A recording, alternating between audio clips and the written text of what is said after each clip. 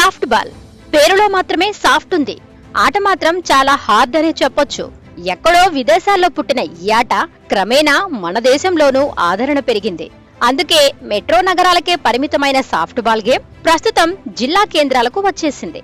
చూసేందుకు క్రికెట్ ను పోలి ఉన్న సాఫ్ట్ బాల్ గేమ్ చాలా ప్రత్యేకమనే చెప్పొచ్చు. ఇందులో 9 మంది సభ్యులతో కూడిన జట్టు ఉంటుంది. బౌలింగ్, బ్యాటింగ్, రన్స్ వంటివి ఉంటాయి. వినూత్నమైన ఈ ఆట పట్ల యువత ఎక్కువగానే ఆసక్తి చూపిస్తున్నారు. జిల్లా స్థాయి నుంచి అంతర్జాతీయ స్థాయి వరకు పోటీలు జరుగుతుండడం కూడా యువత ఆసక్తి చూపడానికి ఒక కారణం కావచ్చు. నెల్లూరు నగరంలోని ఏసీ సుబ్బారెడ్డి స్టేడియంలో జిల్లా క్రీడా ప్రాధికార సంస్థ ఆధ్వర్యంలో సాఫ్ట్ బాల్ కు ప్రత్యేక శిక్షణ అందిస్తున్నారు. మొదట తక్కువ మంది శిక్షణకు వచ్చేవారు. క్రమేణా వీరి సంఖ్య రోజురోజుకు పెరుగుతోంది. ప్రస్తుతం 40 మంది క్రీడాకారుల వరకు శిక్షణ పొందుతున్నారు. స్టేడియంలో గేమ్ కు కావలసిన సౌకర్యాలు కల్పిస్తే క్రీడాకారులను మరింత ఉన్నతంగా తీర్చిదిద్దేందుకు అవకాశం ఉంటుందని కోచ్ సుకృత తెలియజేస్తున్నారు. మాకు గ్రౌండ్ వచ్చింది కానీ కొంత ఇబ్బందిగా అయితే ఉంది గ్రౌండ్. ఇంకా కొంచెం సదుపాయాలు కల్పిస్తే బాగుంటుందని నా ఉద్దేశం. నేను ఇక్కడ నా దగ్గరికి ఒక 40 మెంబర్స్ దాకా పిల్లలు వస్తున్నారు, అమ్మాయిలు అబ్బాయిలు.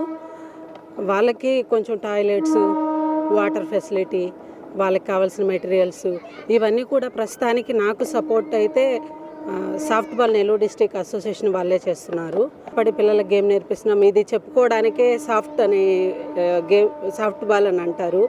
ఇది మాత్రం చాలా హార్డ్గా ఉంటుందండి. దీంట్లో ఎంతో కృషి చేస్తేనే ఒక మంచి ప్లేయర్గా ఎదగడానికి అవకాశం ఉంటుంది.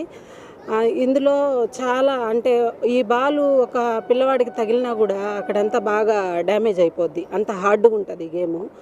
అవన్నీ చూసుకుంటూ పిల్లలకి జాగ్రత్తగా గేమ్ నేర్పించుకుంటూ ఇక్కడ ఉన్నాం సార్ మేము. నెల్లూరు జిల్లా నుంచి సాఫ్ట్ బాల్ గేమ్ లో ప్రాతినిధ్యం వహించే వారి సంఖ్య క్రమేణా పెరుగుతోంది. రాష్ట్ర, జాతీయ స్థాయి పోటీల్లో జిల్లాకు చెందిన క్రీడాకారులు బంగారు పతకాలు సాధిస్తున్నారు. ఈ 3 years లో ఒక 15 మెంబర్స్ ప్లేయర్స్ నా దగ్గర నుంచి నేషనల్స్ ఆడారు, యూనివర్సిటీ తరఫున ఆడారు. రీసెంట్గా యశ్వంత్ అనే అబ్బాయి నేషనల్ గేమ్స్లో 2nd ప్లేస్ సాధించాడు. మినీలో ఒక 7 మెంబర్స్ ఆడారు. సీనియర్స్, సబ్ జూనియర్స్ అందరూ బాగా ఆడుతున్నారు సార్. మాకు ఇంకా సపోర్ట్ చేసి ఈ డిఎస్ఏ తరఫున కూడా ఒక కోచ్ని నియమించి వాళ్ళ ద్వారా ఇంకా ఈ గేమ్ని నెల్లూరులో తెలియని మారుమూల ప్రాంతానికి కూడా బాగా స్ప్రెడ్ అయ్యేలాగా చేస్తే బాగుంటుంది. సాఫ్ట్ బాల్ అనేది కూడా నలుమూలలు తెలియాలనేదే మా ఉద్దేశం. నాకు ఈ గేమ్ అంటే చాలా ఇష్టం. And senior south zone, junior national, senior nationals ఈ 3 గోల్డ్ మెడల్ కొట్టాను. దీనికి ఎంతో మా కోచ్లు కూడా చాలా ఫస్ట్ ఆఫ్ ఆల్ ఇంపార్టెంట్. నేను చాలా నేషనల్స్ ఆడాను కాబట్టి బయట గ్రౌండ్ అనేవి చాలా ఇంకా హార్డ్గా ఉంటాయి, సూపర్గా ఉంటాయి. ఇంకా డిఎస్ఏ తరపున మాకు స్టేడియం వాళ్ళు ప్రస్తుతానికి గ్రౌండ్ ఇచ్చారు. దీనికన్నా ఇంకా మంచి గ్రౌండ్ కావాలని కోరుకుంటున్నాను. మాది సొంతూరు శ్రీకాకుళం. ఇక్కడికి వలస వచ్చాం మా ఫ్యామిలీతో పాటు. ఇక్కడ జీవనోపాధి సాధిస్తున్నాం.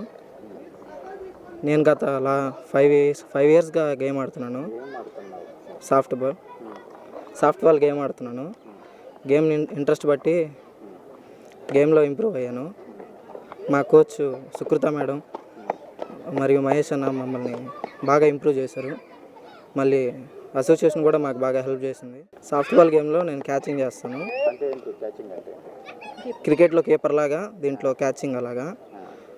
ఈ గేమ్ చాలా సాఫ్ట్, అంటే పేరులో సాఫ్ట్ ఉంది కానీ చాలా హార్డ్. బాల్ చాలా హార్డ్. అందరూ అనుకుంటారు ఇది చాలా ఈజీ అని, కాకపోతే చాలా కష్టం. 4 years నుంచి ఆడుతున్నాను. నా పొజిషన్ క్యాచర్. ఎన్నో ఇంటర్ డిస్ట్రిక్ట్స్ ఆడాను. నా ప్రతిభ చూసి nationals, sub junior nationals, mini sub junior nationals ఆడాను. 1st, 2nd ప్లేసెస్ వచ్చాయి. క్రీడల వలన ఫిజికల్ ఫిట్నెస్ తో పాటుగా మానసిక స్థైర్యం పెరుగుతుంది. పోటీల్లో విజేతలుగా నిలిచిన వారికి స్పోర్ట్స్ కోటాలోనూ ఉపాధి అవకాశాలు లభిస్తున్నాయి.